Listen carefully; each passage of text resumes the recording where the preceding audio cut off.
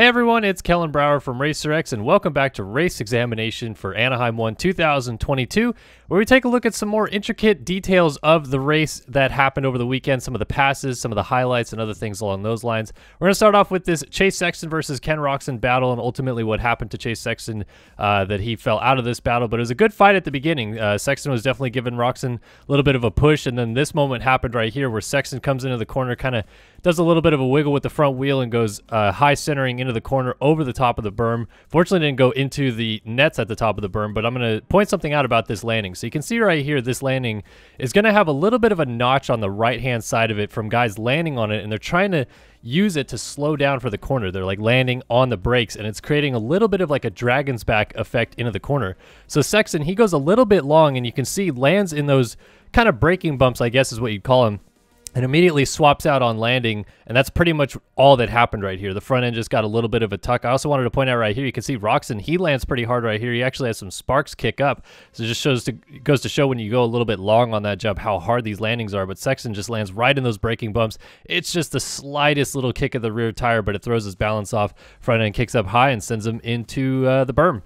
Now, he did crash a couple laps later while still trying to battle for basically second place with Adam Cianciarulo and then the rest of the field coming through. And then obviously there's this wild moment right here with Malcolm Stewart coming through the whoops, almost gets into a track worker on the left-hand side of the track. But this pretty much all starts with Sexton balance coming off just a little bit. The front tire kicks into that first rut, then the rear tire actually falls into the little V that you can see Cianciarulo starting to jump through the whoops in right there.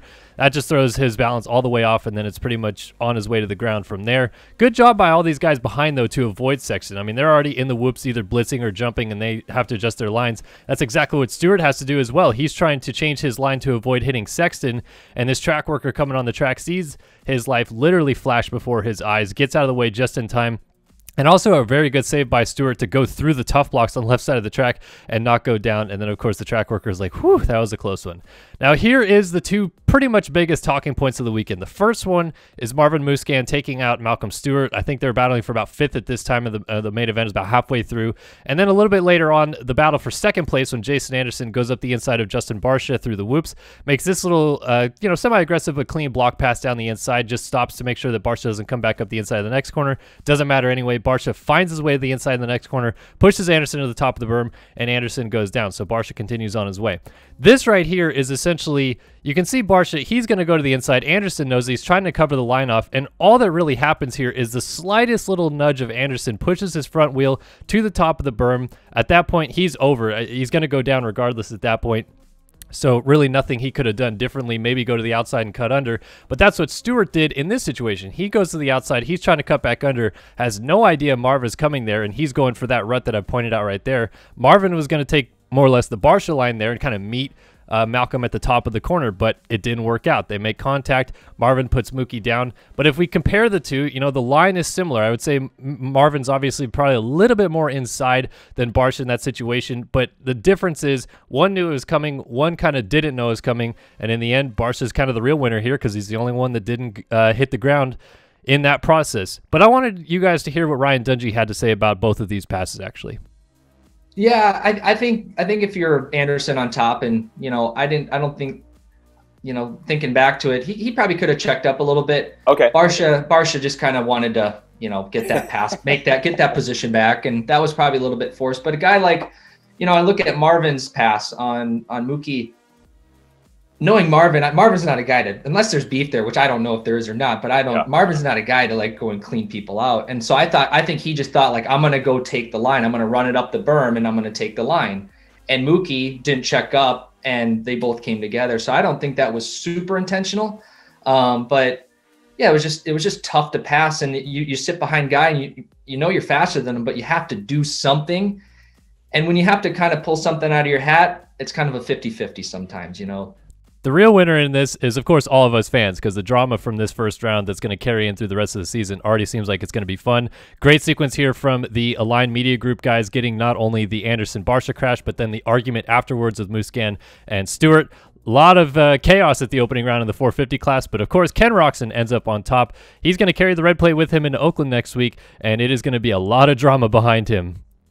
I want to remind everybody that this video is presented by OnX Off-Road. Know where to go with the #1 off-road GPS app, Access 500,000 plus miles of trails and roads, open dates, and public lands. Download the onX Off-Road app today. So moving on to the 250 class, of course, the unfortunate news is both Colt Nichols and Jalek Swoll getting injured at the opening round. Nichols much worse, though. A couple of broken arms. He already actually had surgery on both arms. And this whole situation pretty much comes from one tiny mistake. It's so frustrating to have a whole offseason of work end with just missing the third whoop right there with the front tire, and it pretty much sends them into an instant nosedive and endo. It's just one tiny little mistake, and the end result is just catastrophic, unfortunately, there for Nichols. So he's going to be out for a long time. Hopefully he heals up well, and it definitely left a little bit of a dent in the rest of the evening as we all wondered how, Nichols and Swoll were doing. But moving on to the main event, the gate flinch caught a lot of guys out. Or was it a gate flinch? Hunter Lawrence thought it was, and he thought they might red flag it. But if you look here, Christian Craig down the inside here is the only person that moves. And then it's like an accordion effect down the rest of the gate where everybody kind of moves to his right before the gate drops. And then Craig had already backed out and is able to go on his way from that point. Now, Carmichael on the broadcast said that it's the oldest trick in the game, and a lot of people have fallen for it before, where if you flinch, other people around you flinch. I don't know if Craig did it on purpose or not, but the end result is pretty good for him. He comes out fourth. A lot of the other top guys around him got bad starts because of it, and he went on his merry way at the front. A little bit later on in the first lap of the race, though, Michael Moseman, who expected to fare well here in the main event, just a kind of a bad racing move, more or less. In the first lap of the race, you can't expect to cut under and make an inside, pass in the next corner with so many guys coming down the inside in the corner behind you. And this is pretty much just him squaring off a berm, thinking he could go down the inside of the whoops on Derek Kelly, and there's already 4 guys there. It's just a small little mistake. Unfortunately, cost him a lot. He would eventually come back through and finish well inside the top 10, but bad start to his night there. Christian Craig picks up the win, though. It was basically a perfect day for him, though. Winning the main event, winning his heat race, top qualifier, top free practice, all the above, and then a little bit of drama behind him coming to the line in the battle for second with Hammaker and Lawrence. Lawrence actually said in the post-race press conference that he threw it down the inside thinking, I just need to get second place, kind of a Hail Mary attempt, but then about halfway through decided it was probably a little bit too greasy, and you can even see the moment that happens as he jumps to the inside right here, and then the front end knife's right there, and he's like, that's probably a bit too much. Hammaker just gets around the outside of him, and Hammaker actually said he wasn't going for the triple right here, so he OJ'd the double, plowed his chest into the handlebars right there, and just gets over the finish line jump ahead of Lawrence to get second in the main event. It actually knocked the wind out of him right there, so he actually pulled off after the race and kind of sat on the side of the track for about 2 minutes to collect his breath.